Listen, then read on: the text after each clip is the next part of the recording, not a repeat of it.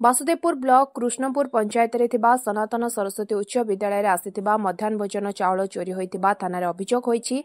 से चाउल को उक्त विद्यालय प्रधान शिक्षकों समेत केतक कर्मचारी और विद्यालय कमिटी सभापति चोरी करथिबा थाना रे अभियोग होईछि।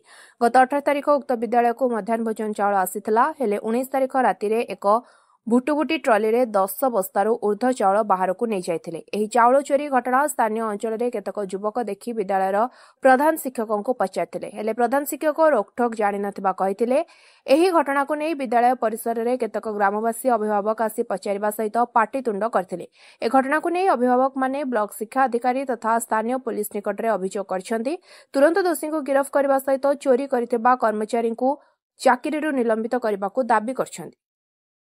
8:30 गाड़ी पुरेले बेसिन टली आइला आसिक गाड़ी पुरेला पुरे लाइट बंद कले लाइट बंद कर चाउल काढ़ले काढ़ नदी को जरी को पैक कले बांधिले बांधिक काढ़ी गले कर लाइट दिहला गेट कत ठिया सब देखते छुआ झड़ा पड़ते छुआ कति फोन कनी छुआ आसिक फटो उठेले स्कूल लालू थिला खुदा नाग पुओ बिलास नाग तीन जन पिओ ना से चेयरमैन पेसेंट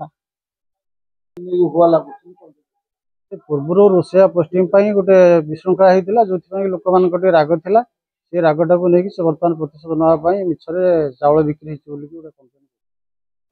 माने आम 8:20 से आसतुन आम आसला भर चाउल चोरी कर नहीं जाते 19 तारिख राति 8:20 19 आम सेपटे आसतुनु एपटे चाउल चोरी कर नहीं जाते जावा भिडियोटा कर भिडियो गला आम कम्प्लेन कलु कम्प्लेन गला कहले आज कर मीटिंग काली कर मीटिंग कर आम समाधान कर रिस्पॉन्ड दौना आसुना बाहर को आम से कम्प्लेन कर।